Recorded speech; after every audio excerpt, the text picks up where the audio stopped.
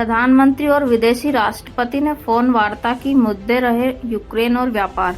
दोनों देशों ने द्विपक्षीय सहयोग बढ़ाने की बात कही। विशेषज्ञ बोले बातचीत सिर्फ औपचारिक रही।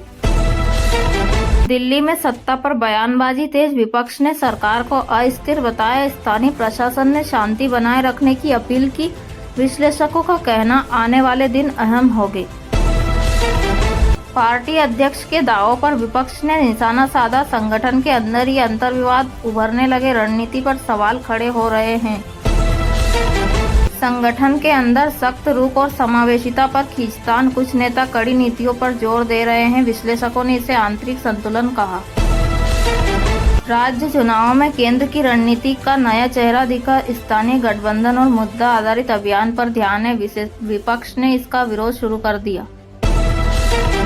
फॉरेंसिक रिपोर्ट ने वायरल दस्तावेज के दावे पर सवाल खड़े किए।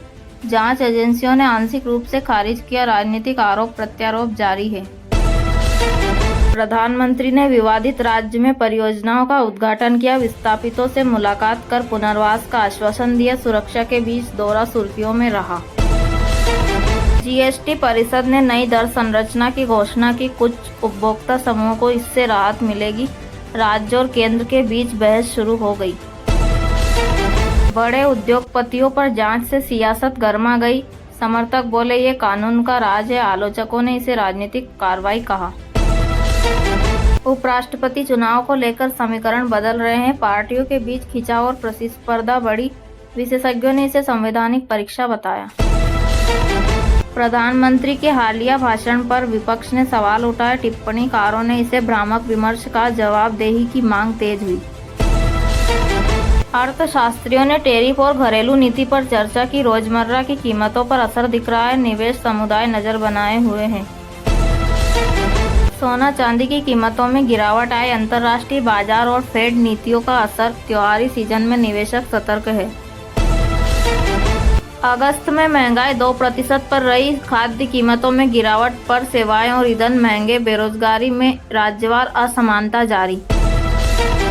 सीबीएसई ने कक्षा 9 और 11 पंजीकरण के नए नियम जारी किए। एपीएआर आईडी जोड़ना अनिवार्य किया गया। स्कूलों को सख्ती से पालन करने को कहा गया।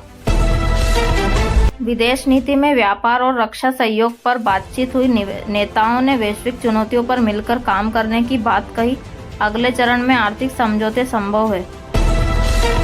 मौसम विभाग ने यूपी समेत कई राज्यों में अलर्ट जारी किया। 19 सितंबर तक भारी बारिश की चेतावनी। यात्रियों और प्रशासन को सतर्क रहने को कहा गया। केरल में दुर्लभ मस्तिष्क संक्रमण के मामले मिले। स्वास्थ्य विभाग ने जांच और सतर्कता बढ़ाई। जनता से सावधानी बरतने की अपील। नेपाल में हिंसक विरोध प्रदर्शनों से हालात बिगड़े। कई जिलों में झड़प और मौतों की खबर। भारत ने सीमा पर सतर्कता बढ़ाई। सुपरस्टार की नई फिल्म का टीजर लॉन्च हुआ। फैंस सोशल मीडिया पर उत्साहित दिखे। ट्रेड एक्सपर्ट बोले त्योहार पर धमाका करेगी।